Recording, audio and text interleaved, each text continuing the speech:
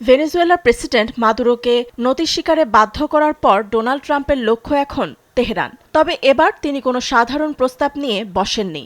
Israeli সংবাদ মাধ্যম মারিফ বলছে, ট্রাম্প ইরানের সামনে এমন 5টি শর্ত রেখেছেন যা মেনে নেওয়া ইরানের জন্য কার্যত অসম্ভব।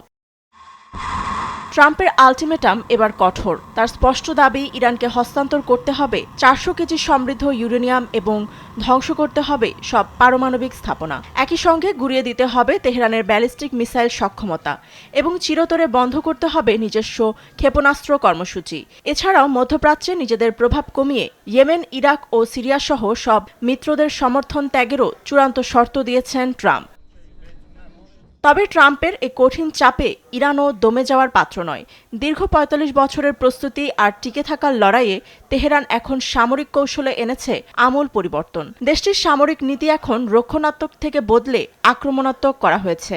মার্কিন রণতরীর গর্জনকে পাত্তা না দিয়ে ইরানের সেনাপ্রধান জেনারেল আব্দুর রহিম মুসাভি দিয়েছেন চরম হুঁশিয়ারি।